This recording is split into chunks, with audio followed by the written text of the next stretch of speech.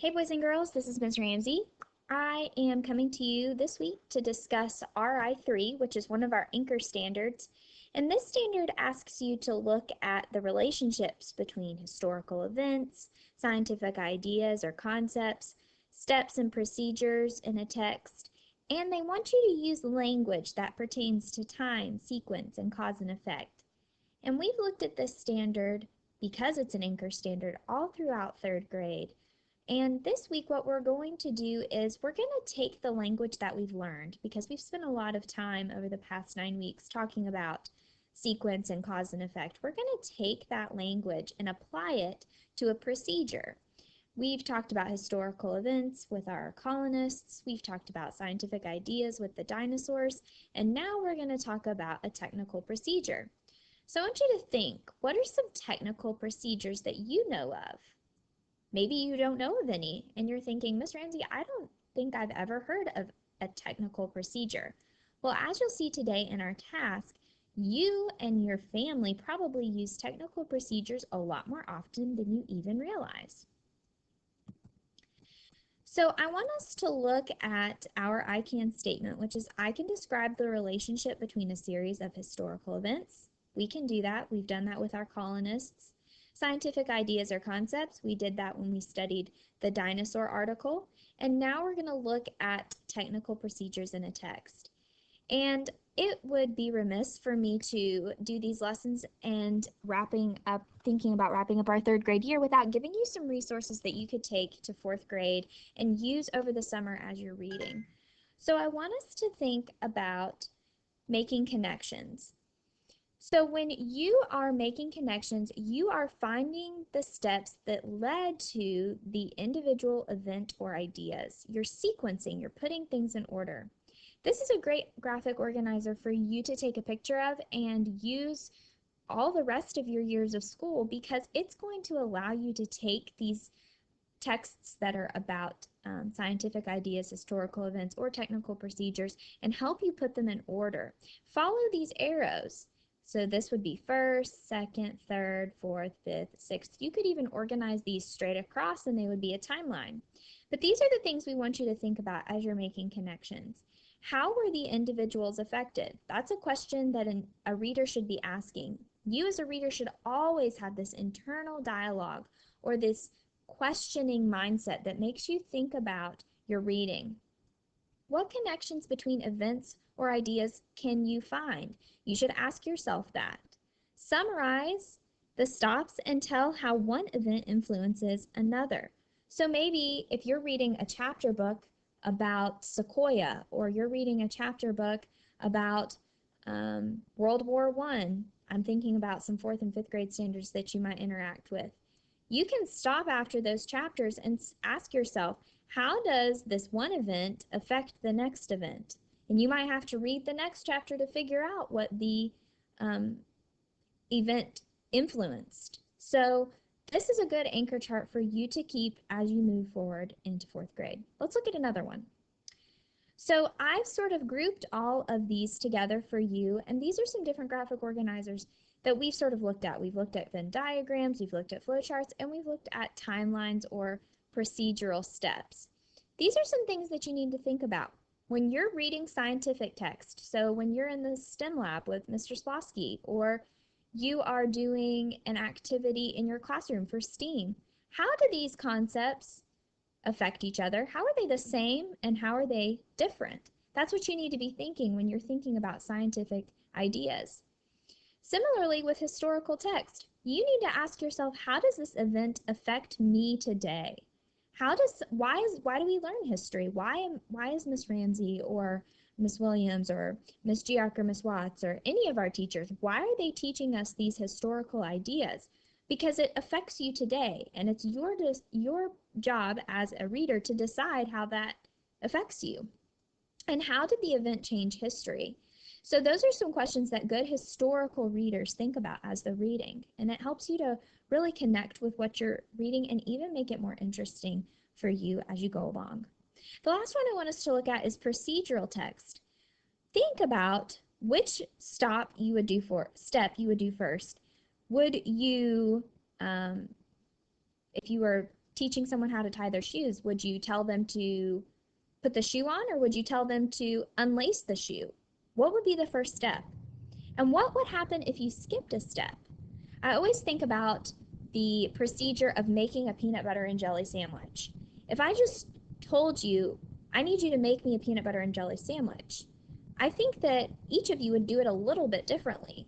But we can all agree that if we skip the jelly, it's not a peanut butter and jelly sandwich, it's just a peanut butter sandwich. So you need to think about every part of the procedure that you're doing and how you can explain that to someone else. This is another anchor chart that would be good for you to take a picture of and keep somewhere safe for you to use in the future. So let's look at another anchor chart that looks a little more specifically at scientific ideas. And this anchor chart uses the Venn diagram, and that's one of the reasons I love it, because science is a lot of comparing and contrasting two ideas or concepts.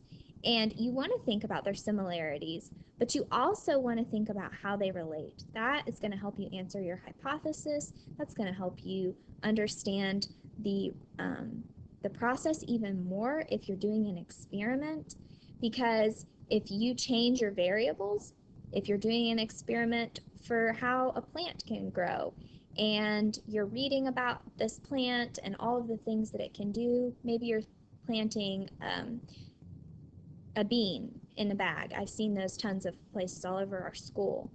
If you compare it to a bean that hasn't been watered or given sunlight, how is the bean that did receive water and sunlight? How do they compare? How are they different? How are they the same? So this is a good anchor chart for you to use because you can apply it to all different types of scientific ideas, whether you're reading about them in reading class or whether you're actually doing something with them in science. Making connections using historical text. Like I said, these are all great anchor charts that you should take pictures of and use as you move forward into 4th grade and even beyond into 5th grade. But historical text is a lot about the cause and effects. It's how history has changed us. You want to tell the cause and effect of an event in history, and you want to be able to explain the effects of that event. So a cause, let's just go over some vocabulary again, is the reason why something happens in a story. The effect is what happens to change the current historical path. So as you're interacting with historical texts in social studies and science are still reading subjects. And I think as a 3rd grader, you've grown to see that reading is everywhere. And that's why in 3rd grade, we have moved away from learning to read to reading to learn. You're reading these different types of text to help you learn more. And if you don't have some graphic organizers to help you jot your thoughts, you can forget some of the key information. So as you're reading historical text, ask yourself these questions. Were individuals affected? How were they affected? Does the event affect me today? And how can we learn from the past? And I like this graphic organizer. It sort of organizes it downward, almost like a vertical timeline, but I also like it across. So if we were to move this way in a timeline, most of the time we see them in more of a horizontal display. So just make sure you're taking notes and using graphic organizers like this to remind you what you should be asking yourself and why those questions are important. Now, this is what we're going to focus on today, and I know this has been a little bit of a longer lesson, but I'm just thinking about you as readers and how much you've grown, and I saw these great resources and I thought, I need to share those with my friends. So, making connections using procedural text. Now, procedural text is everywhere, whether you realize it or not. You use it in recipes, you use it if you're trying to build something. I know I had a lot of friends on career day that told me when they grew up they wanted to do construction or be an electrician. Those all require procedures that you have to follow. Even if you're in, I had a few boys and girls tell me that they would like to be in the military one day, join the Army or the Marines or the Navy or the Air Force. You have to follow procedures. Procedures are everywhere. The team line is a procedure. First we do this, next, then, and last. It's understanding the sequence of steps and why those steps are important, and the sequence of them and the way they are ordered is important. So these are some questions that you need to ask yourself when you are reading a procedural text or when you're writing about a procedure. So which step would you do first? What would happen if you skipped a step? That's a question you need to ask yourself when you're finished at the end. You need to say, okay, if I skip anything, is this going to turn out differently than what the text has told me? Or if you're explaining a procedure, if you leave something out, is the person who completes the task going to mess it up because they didn't have all the steps to complete it? And why is it important to follow steps? Those are all questions that you as a reader and as a writer should be asking when you're interacting with procedural text.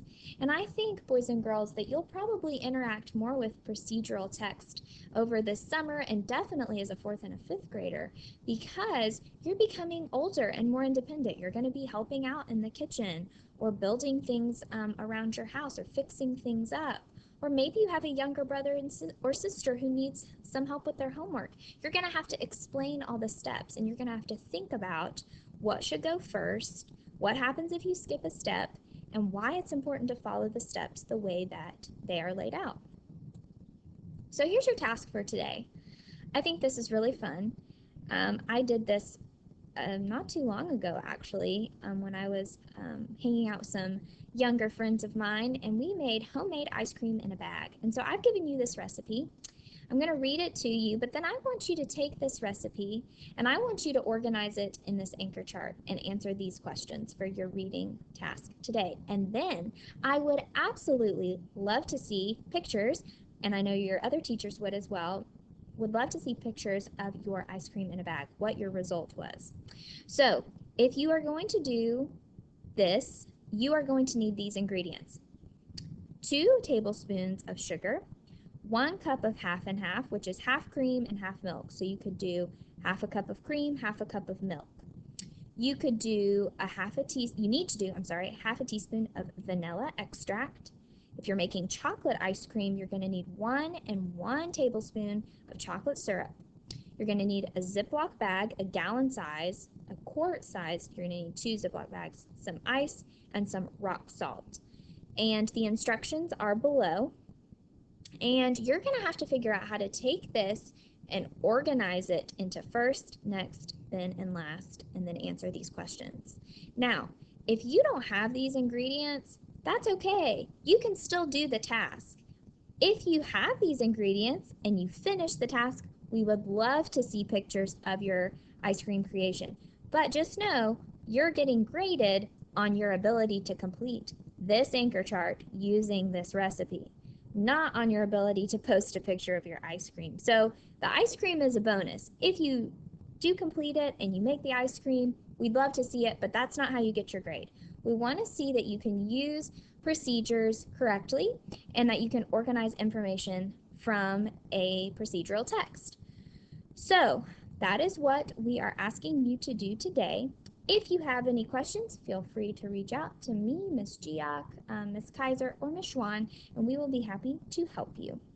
All right, boys and girls, that is all for me today. But before I let you go, I want to let you know that tomorrow we are going to be reading a new book, and this book is about the things that we wish for you as you move on away from your 3rd grade years and into your 4th grade years. So make sure that you check your emails or Class Dojo or Seesaw for an announcement about tomorrow's live Zoom session with a fun read aloud and activity with your ELA teachers.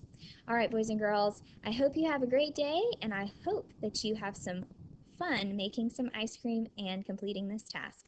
I'll talk to you tomorrow.